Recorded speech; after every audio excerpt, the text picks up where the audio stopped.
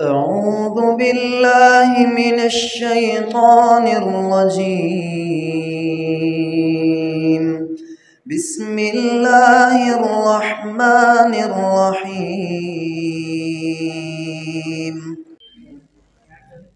الحمد لله الذي أعزنا بالإسلام وأكرمنا بالقرآن، والصلاة والسلام على خير الأنام ومن تبعهم بإحسان. أما بعد، أعوذ بالله السميع العليم من الشيطان الرجيم. وَلَقَدْ نَصَرَكُمُ اللَّهُ بِبَدْرٍ وَأَنْتُمْ أَذِلَّةٌ فَاتَّقُوا اللَّهَ لَعَلَّكُمْ تَشْكُرُونَ۔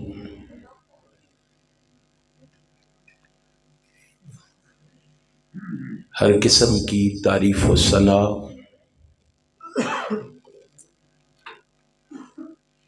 ہر طرح کا شکر تمجید اور بزرگی اس ذات کے لیے ہے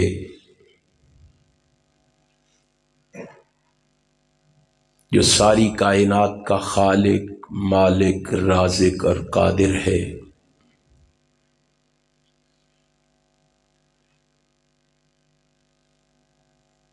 جس کا نہ کوئی مشابہ ہے، نہ ہمسر، نہ نظیر۔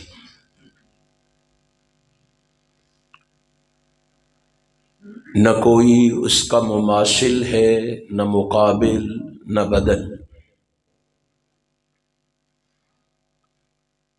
وہ وحدہ لا شریک ہے، وہ سمیع بصیر ہے، وہ علیم بذات الصدور ہے، وہ فعال لما یرید ہے، اور وہ علی کل شیء قدیر ہے۔ اس رب العالمین کی مختصر حمد و ثنا کے بعد درود و سلام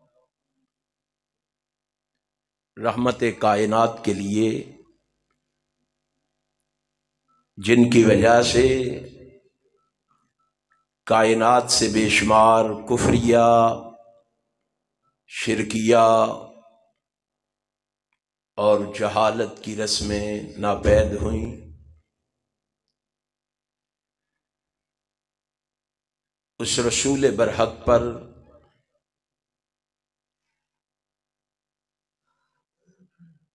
بارش کے قطروں سے، درختوں کے پتوں سے، ریت کے ذروں سے، آسمان کے ستاروں سے، سورج کی کرنوں سے، چاند کی شعاؤں سے بڑھ کر درود و سلام کے بعد حاضرین و ناظرین، اللہ سبحانہ و تعالی کی عظیم الشان اور عظیم البرکت کتاب میں سے جس مقام ذیشان کو میں نے اس وقت تلاوت کیا ہے، اسی مقام ذیشان کے حوالے سے میں اپنی معروضات اور گزارشات کو آپ کی خدمت میں پیش کروں گا۔ اللہ سے یہ دعا ہے کہ رب العالمین احکم الحاکمین مجھے حق اور سچ کہنے کی توفیق عطا فرما دے، اور پھر میرے سنانے کے بعد، آپ کے سننے کے بعد، اللہ ہم سب کو اس پر عمل کی بھی توفیق عطا فرما دے۔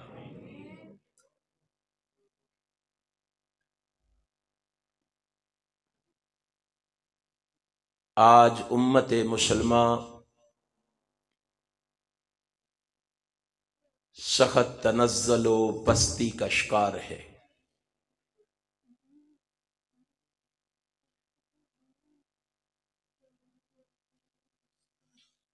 دنیا کی ہر قوم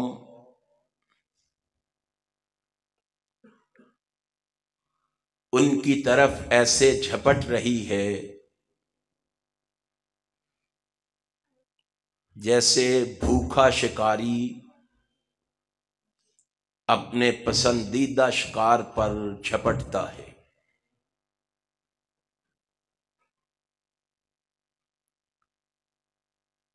وہ قومیں جو عقل و عقیدہ کی اس پستی تک پہنچ چکی ہیں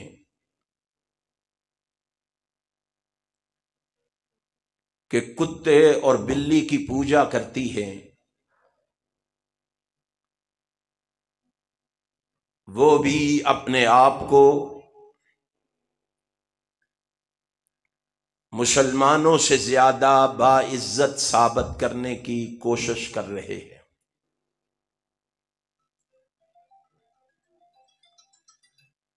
اور وہ قوم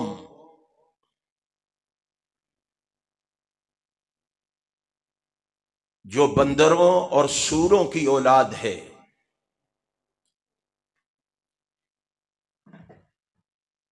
اور مسلمانوں کی تعداد کے مقابلہ میں ان کی تعداد بھی بہت کم ہے،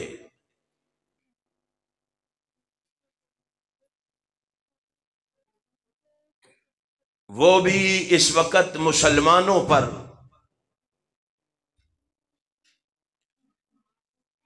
اپنا شعلہ غیظ و غضب برسا رہی ہے۔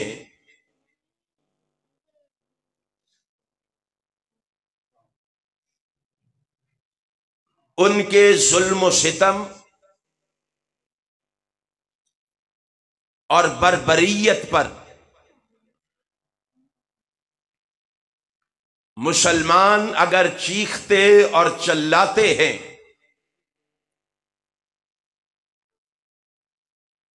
تو مسلمانوں پر دہشت گرد اور ارہابی ٹیررسٹ ہونے کے الزامات لگا کر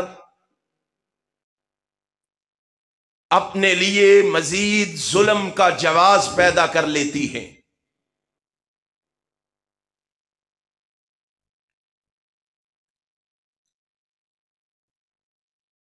آج مسلمان جس طرح لٹ رہے ہیں، پٹ رہے ہیں، مٹ رہے ہیں، مسلمان جس طرح نیست و نابود ہو رہے ہیں، جس طرح ذلیل و رسوا ہو رہے ہیں،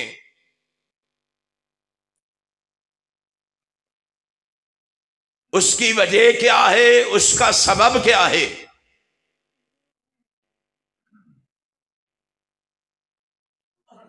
اس کی وجہ آج سے 1500 سال پہلے میرے آقا و مولا، میرے رہبر و رہنما، میرے پیشوا اور مقتدا نبی مکرم رسول معظم سرور عالم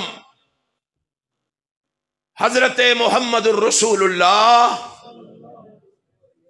صلی اللہ علیہ وآلہ وسلم بیان فرما گئے ہیں۔ آپ کے اس فرمان کو امام ابو داود نے سنن نبی داود کے اندر، امام احمد نے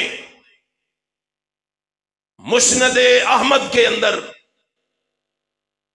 شیخ ناصر الدین البانی رحمہ اللہ نے السلسلہ الصحیحہ کے اندر بیان کیا ہے۔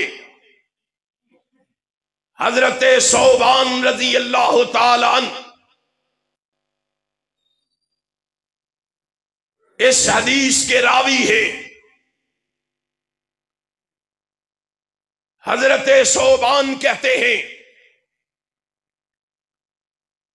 صحابہ کا جم غفیر رسول اللہ کی نگاہوں کے سامنے ہے.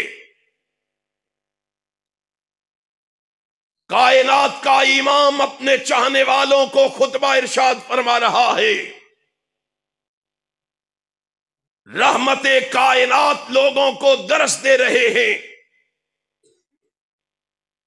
اور آپ درس دیتے ہوئے فرماتے ہیں یوشک الامم ان تدع علیکم کما تدع الاکلۃ الی کساتھا. آقا کائنات فرماتے ہیں میری امت پر ایک ایسا دور آئے گا، اس امت پر ایک ایسا وقت آئے گا کہ لوگ مل کر اکٹھے ہو کر یکمشت ہو کر ان پر اس طرح ٹوٹ پڑیں گے جس طرح بھوکا کھانے پر ٹوٹتا ہے.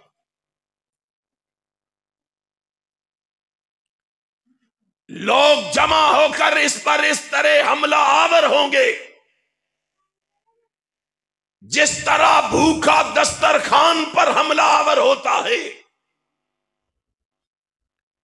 صحابہ اکرام رضوان اللہ علیہم اجمعین نے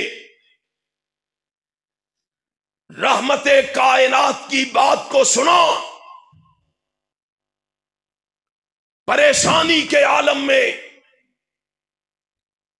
رحمت کائنات سے سوال کیا. فقال قائل من قلت نحن یومئذ، آقا کیا اس وقت ہمارے لوگ جو ہیں وہ قلت میں ہوں گے؟ امت محمدیہ تھوڑے ہوں گے؟ کائنات کے امام جناب محمد الرسول اللہ صلی اللہ علیہ وسلم نے ان کے جواب میں فرمایا قال لا، نہیں، بل انتم یومئذ کثیر. اللہ کے پیغمبر فرماتے ہیں میرے چاہنے والے بڑی کثیر تعداد میں ہوں گے. آپ لوگ کثرت میں ہوں گے، بہت بڑی تعداد میں ہوں گے. مارو نگاہ ذرا آج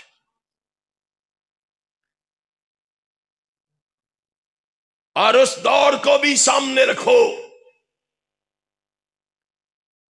جب مسلمانوں کی حکومت صرف 9 لاکھ مربع میل پر تھی اور مسلمانوں کے رعب اور دبدبے کا عالم یہ تھا کہ کیسر و کسرا جیسی سپر طاقتیں ان سے لرزہ برندام تھی، اور آج مسلمانوں کی حکومت صرف ایک ملک پر نہیں، 57 اسلامی ریاستیں اس وقت دنیا میں موجود ہیں.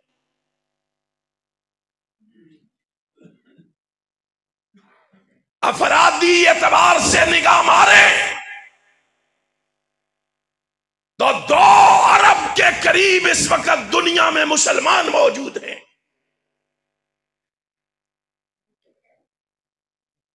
وسائل کے اعتبار سے دیکھیں تو پٹرول جیسے سیال اور سونے کے کنویں زیادہ تر اسلامی ممالک کے اندر موجود ہیں.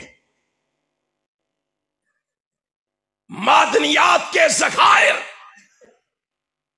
اور کانے زیادہ تر مسلمانوں کے قبضے میں ہیں، اور مالی اعتبار سے نگاہ مار کے دیکھیں، مالی اعتبار سے اقوام عالم میں اس وقت سب سے زیادہ اگر مالدار کوئی قوم اس دنیا میں موجود ہے تو وہ مسلمان ہے۔ افراد بھی بڑے، وسائل بھی بڑے، مال بھی بڑا، اس کے باوجود آج مسلمان ذلیل و رسوا کیوں ہیں؟ کائنات کے امام نے کہا بل انتم یومئذ کثیر، اس وقت تم کثیر تعداد میں ہوں گے، لیکن تمہاری کیفیت کیا ہوگی؟ وَلَٰكِنَّكُمْ غُثَاءٌ كَغُثَاءِ السَّيْلِ، تم پانی کے اوپر، سیلاب کے اوپر جو جھاگ ہوتی ہے اس جھاگ کی مانند ہوں گے۔ پانی کے اوپر جو بلبلے ہوتے ہیں ان کی کیا اہمیت ہوتی ہے؟ سیلاب جدھر جی چاہتا ہے اس کو بہا کے لے جاتا ہے، اور آج یہی کیفیت ان مسلمانوں کی ہے جن سے کبھی کیسر و کسرا جیسی سپر طاقتیں لرزہ برندام تھی، آج ان سے بھارت جیسا بزدل اور اسرائیل جیسا بھاولا درندہ بھی نہیں ڈرتا۔ آخر وجہ کیا ہے؟ سبب کیا ہے؟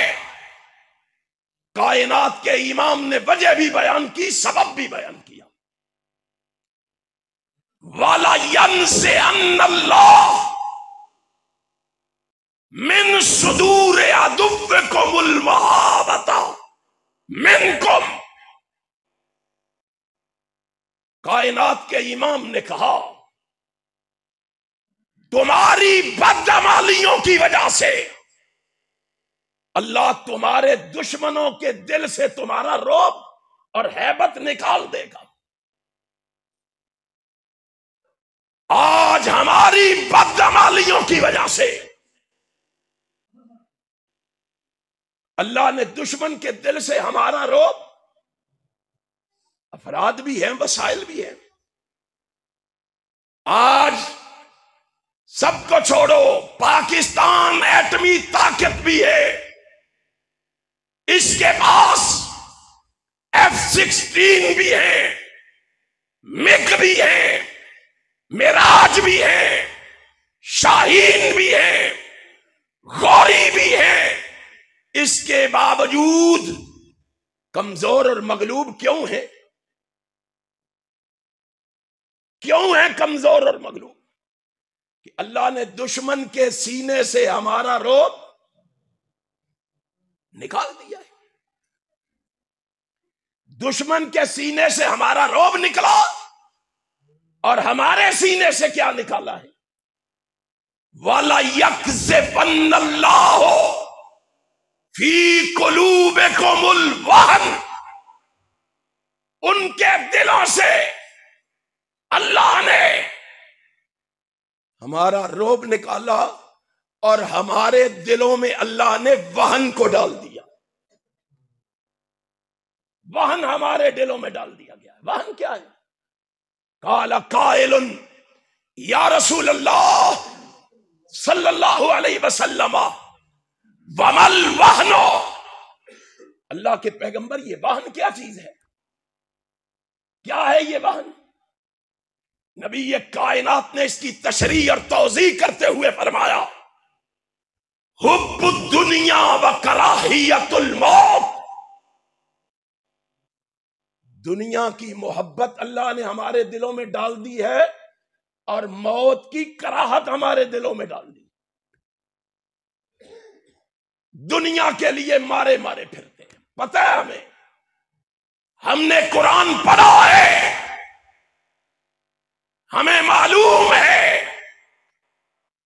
وَمَا الْحَيَاةُ الدُّنْيَا إِلَّا مَتَاعُ الْغُرُورِ، ہمیں معلوم ہے إِلَّا لَهْوًا وَلَعِبًا،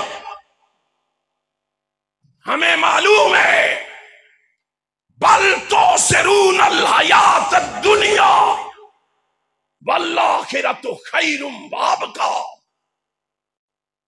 ہمیں معلوم ہے، لیکن اس کے باوجود کیا؟ حب الدنیا، دنیا کی محبت ہمارے سینوں میں پیدا ہو چکی ہے۔ اب دنیا کی محبت پیدا ہوگی تو ذرا سوچ کے مجھے بتاؤ کہ دنیا سامنے رکھ کے مرنا پسند کرے گا؟ ان کو معلوم ہو چکا ہے، ہماری کیفیت کا انہیں علم ہو چکا ہے، مرنا نہیں چاہتے ہم۔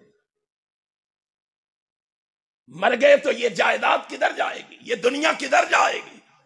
یہ کوٹھی، یہ بلڈنگیں، یہ محلات، یہ بنگلے، یہ گاڑیاں، یہ بینک بیلنس، یہ کدھر جائیں گے؟ جن کے لیے نہ ہم نے حلال دیکھا نہ حرام دیکھا، جن کے لیے ہم نے صبح و شام ایک کیا، یہ دنیا کدھر جائے گی؟ اس کو کون چھوڑنا چاہتا ہے؟ کائنات کے رب کی قسم، مجھے معاف کر دینا، ہم جو اپنے آپ کو عالم، مبلغ، خطیب، ادیب، حسیب، لبیب سمجھتے ہیں، یہ بھی دنیا چھوڑنا پسند۔ اسی تو سارے میرا خیال ہے دنیا تو تنگ بیٹھے ہو،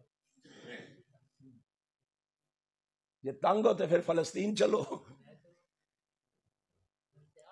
انشاءاللہ وہ دن ضرور آئے گا، کائنات پوری میں پرچم لہرائے گا، یا رب کی توحید کا لہرائے گا، یا محمد کی ختم نبوت کا لہرائے گا۔ لیکن اس کو قریب تر کرنے کے لیے ہمیں امام کائنات کی تعلیمات کو اپنانا ہوگا۔ ہم بھی دنیا کے پیچھے بھاگ پڑے ہیں، ہمیں بھی دنیا ہی چاہیے، اور شاید اسی لیے رحمت کائنات نے کہا تھا، رسول ہاشمی نے کہا تھا، ساری کائنات کے سردار جناب محمد الرسول اللہ صلی اللہ علیہ وسلم نے کہا تھا، آپ نے فرمایا جو اللہ کی رضا حاصل کرنے کا علم، جس علم کے ذریعے اللہ کی رضا حاصل ہوتی ہو، اس علم کو اس لیے پڑھے، اس لیے حاصل کرے، الا لیصیب بہ عرضا من الدنیا، اس کے ذریعے میں دنیا کو اکٹھا کر لوں، میں دنیا کو جمع کر لوں۔ فرمایا ہاں اگر اس کی یہ نیت ہے تو اسے یہ مل جائے گا، دنیا اسے مل جائے گی، لیکن اس کو بتا دو لم یجد عرف الجنت یوم القیامہ، قیامت کے دن جنت کی امید نہ لے کے آئے، اگر دنیا مل گئی تو قیامت کے دن جنت کی خوشبو بھی نہیں ملے گی۔ ہم سوچیں کہ آج ہم کس طرف چل پڑے ہیں، کس طرف نکل پڑے ہیں، دنیا کی محبت سینوں میں لیے ہوئے، اور اس دنیا کی محبت نے ہمیں بزدل بنا دیا۔ ہم نے جناب محمد الرسول اللہ صلی اللہ علیہ وسلم کے صحابہ کو دیکھا، سعید بن عامر رضی اللہ تعالی ہمت کا گورنر بنایا ہے عمر ابن خطاب نے اسے، رسول اللہ کے تربیت یافتہ یہ تھے جن کو تعلیم رسول اللہ نے دی، جن کو دین رسول اللہ نے پڑھایا، جن کو دین نبی کائنات نے سکھایا ان کی کیفیت دیکھو اور اپنی کیفیت دیکھیں. ہم نے کون سا دین پڑھ لیا؟ ہم نے کون سا دین سیکھ لیا ہے؟ ہم کس دین کے ٹھیکیدار ہیں؟ ہم نے مسجدوں سے کیا حاصل کیا ہے؟ ہم نے ان دروس اور جلسوں سے کیا حاصل کیا ہے؟ ہمس کا گورنر بنا کے شہید بن عامر کو رضی اللہ تعالی عنہ روانہ کیا. اب یہ ہمس کے گورنر ہیں. ایک وفد امیر المومنین عمر ابن خطاب کے پاس ہمت سے تشریف لایا. اس نے اپنی لسٹ پیش کی، ہمیں یہ چیزیں چاہیے، یہ ضروریات ہیں ہماری، حالات بڑے خراب ہیں ہمارے علاقے کے. کہا اچھا چلو مجھے لسٹ بنا کے دو ضرورت مند لوگوں کی. انہوں نے لسٹ بنائی ہمس کے لوگوں کی. حیران ہو جاؤ، حیران. کائنات کے رب کی قسم، فاروق اعظم کے سامنے وہ لسٹ پیش کی گئی اور اس لسٹ میں سب سے پہلے ہمس کے غریب کا نام لکھا گیا تو وہ ہمس کے گورنر سعید بن عامر کا تھا. ذرا سوچو تو صحیح، ہم کیا تھے اور کیا بن گئے ہیں. ذلیل نہیں ہوں گے، رسوا نہیں ہوں گے تو اور کیا ہوگا. اچھا انہوں نے سب کو وظیفہ دیا، گورنر کو ذرا زیادہ دے دیا. یہ لے کے خوشی خوشی فرحاں ہمت پہنچے. سب سے پہلے گورنر صاحب کے سامنے پیش کیا گیا تحفہ، یہ لو امیر المومنین کی طرف سے تمہارے لیے یہ وظیفہ ہے. کھولا تو دیکھا پیسے، اشرفیاں. زور زور سے پڑھنے لگے انا للہ و انا الیہ راجعون. اندر سے بیوی نے پوچھا خیریت ہے؟ کہیں مسلمانوں کو کسی محاذ پہ شکست تو نہیں ہو گئی؟ فرمایا اس سے بھی بڑا کام ہو گیا. کہا امیر المومنین کا انتقال تو نہیں ہو گیا؟ کہا اس سے بھی بڑا کام ہو گیا ہے. بتاؤ کیا ہو گیا ہے؟ کہا میرے دروازے پہ دنیا آ گئی ہے میری آخرت کو خراب کرنے کے لیے. وہ مال سارا اٹھایا اور غربا میں تقسیم کروا دیا. کہا اگر دنیا میں لے لیا تو آخرت میں رب سے کیا لوں گا؟ میں نے تو قرآن میں پڑھا بل تؤثرون الحیات الدنیا والآخرۃ خیر. کون ہے آخرت پہ بیٹھا ہوا؟ مومنوں، مسلمانوں. اب ان کو کوئی دنیا کی حاجت نہیں، ان کے دل میں موت کا ڈر نہیں ہے. کائنات نے دیکھا، رحمت کائنات میدان احد کی طرف جا رہے، راستے میں ایک دیوانے کو کھجوریں کھاتے ہوئے بیٹھا ہوا کھجوریں کھا رہا تھا. کھجوریں کھاتے ہوئے دیکھا. رحمت کائنات کو پاس سے گزرتے ہوئے دیکھا. آقا کدھر جا رہے ہو؟ فرمایا جنت. آقا جنت کدھر ہے؟ جنت. فرمایا احد کے میدان میں. نبی یہ کائنات تھوڑے سے آگے گئے، وہ بھی پیچھے سے کھجوریں وہیں پھینک کے نبی یہ کائنات کے پیچھے چل پڑا. آقا نے فرمایا کھا تو لو. کہتا اب یہ کھجوریں کھا کے کیا کرنی ہے محبوب، اب جنت کی کھجوریں ہی جا کے کھاؤں گا. ان کی محبت دیکھو، ان کا پیار دیکھو. آج مسلمان لٹ رہے، پٹ رہے، مٹ رہے، کٹ رہے، اور قرآن دعائی دے رہا ما لکم لا تقاتلون فی سبیل اللہ والمستضعفین من الرجال والنساء والولدان الذین یقولون. اور تم نے چوڑیاں کیوں پہن لی ہیں؟ اور پاکستان کے حکمرانوں اور مسلمانوں کے لیڈروں تمہیں کیا تکلیف ہو گئی ہے؟ ایٹمی قوت بھی ہو، وسائل مال بھی ہے، اور کمزور عورتیں مرد اور بچے تمہیں پکار بھی رہے ہیں، اور تم ٹس سے مس نہیں ہوتے، تمہارے کانوں پہ چوں تک نہیں رینگتی؟ کیوں نہیں نکلتے؟ بزدلی کا لبادہ اوڑھ کے، سستی اور کاہلی کا لباس پہن کے، غفلت کی نیند سونے والوں، اگر یہی سستی اور کاہلی کا مظاہرہ کرو گے تو ایک دن تمہاری بھی باری آنے والی ہے۔ اس دن سے پہلے بزدلی کا لبادہ اتارو اور میدان عمل میں اس طرح نکلو جس طرح محمد کے صحابہ نکلو۔ کائنات کے امام نے اعلان کیا، میں نے دیکھا ایک شخص کے 4 بیٹے ہیں،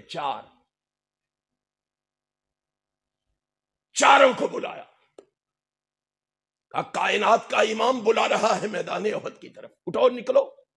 چاروں نکلے، باہر نکل کے نا آپس میں مشورہ کرنے لگے، یار ہم چاروں جا رہے ہیں، باپ ہمارا معذور ہے، لنگڑا ہے، ایک ٹانگ سے محروم ہے، چاروں چلے جائیں گے، اس کی دیکھ بھال کون کرے گا؟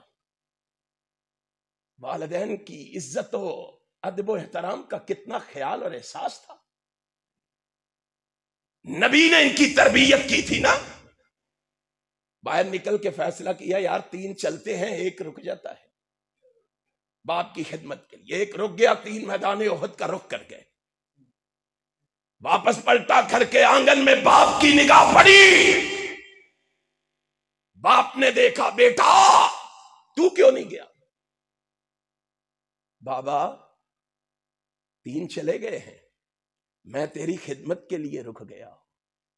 باپ کی آنکھوں میں آنسو آ گئے، کہا بیٹا جلدی کرو، اپنے 3 بھائیوں کے ساتھ جا کے مل جاؤ، میں قیامت کے دن رب سے یہ نہیں سننا چاہتا کہ میرے نبی نے بلایا تھا عمر بن جموحہ، 3 کو نبی کی آواز پہ قربان کر دیا تھا، ایک کو اپنی خدمت کے لیے رکھ لیا تھا، میں نہیں یہ سننا چاہتا، نکلو۔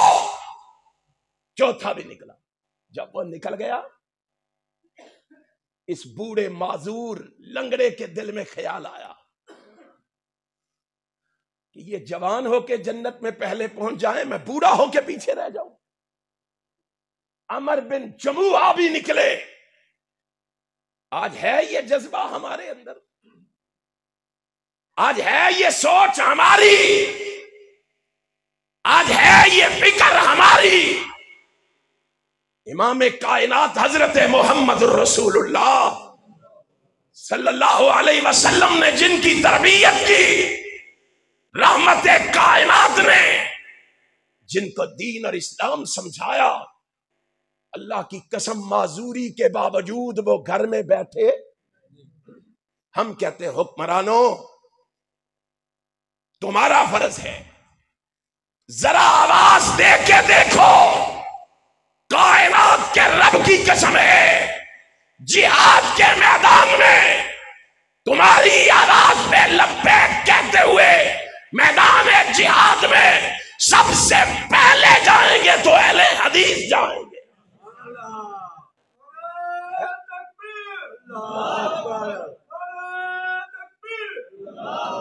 لیکن ہمت تو کرو، جرأت تو کرو، مسلمان لٹ رہے، پٹ رہے، مٹ رہے، اور ہم آرام کی نیند سو رہے، ہمیں پرواہ ہی نہیں ہے۔ اور رحمت کائنات نے فرمایا وجہ کیا ہوگی؟ حب الدنیا و کراہیت الموت، موت کی کراہت ہوگی، موت سے کراہت ہوگی اور دنیا سے محبت ہوگی۔ اور میرے بھائیوں آؤ رسول اللہ کی تعلیمات کو اپنا کر، رسول اللہ کے ارشادات کو سینے سے لگا کر میدان عمل میں نکلو، اور دنیا کو بتا دو محمد کے دیوانے بزدل نہیں ہوتے، رسول کے پروانے بزدل نہیں ہوتے۔ انشاءاللہ جب تم جرت کے ساتھ، ہمت کے ساتھ میدان عمل میں نکلو گے، دنیا کی کوئی طاقت تمہارا مقابلہ کرنے کی جرت نہیں کر سکتی۔ انشاءاللہ وہ دن ضرور آئے گا، ہمارے فلسطینی بھائیوں کو اللہ ضرور فتح عطا فرمائے گا، اور انشاءاللہ ایک دن وہ ضرور سرخرو ہوں گے۔ میں اور آپ بھی اپنی جگہ پہ بیٹھے ہوئے اور کچھ نہیں کر سکتے، اپنے مومن و مسلمان بھائی کے لیے دعا تو کر سکتے ہیں، اور دیکھو ہم نے کتنی دعائیں کی ہیں ان کے لیے۔ یارو دعائی خلوص سے کر دو، اللہ تمہاری دعاؤں میں اثر ڈالتے ہوئے انہیں کامیابیوں سے ہمکنار کر دے گا۔ میرے بھائی حضرت شاہ صاحب تشریف لے آئے ہیں، انشاءاللہ وہ مفصل اور مدلل خطاب فرمائیں گے۔ اللہ جو میں نے ٹوٹے پھوٹے الفاظ میں کہا ہے میرے سمیت اللہ سب کو اس پر عمل کی توفیق عطا فرمائے۔ آخر دعوانا ان الحمدللہ رب العالمین۔ أعوذ بالله من الشيطان الرجيم. بسم الله الرحمن الرحيم.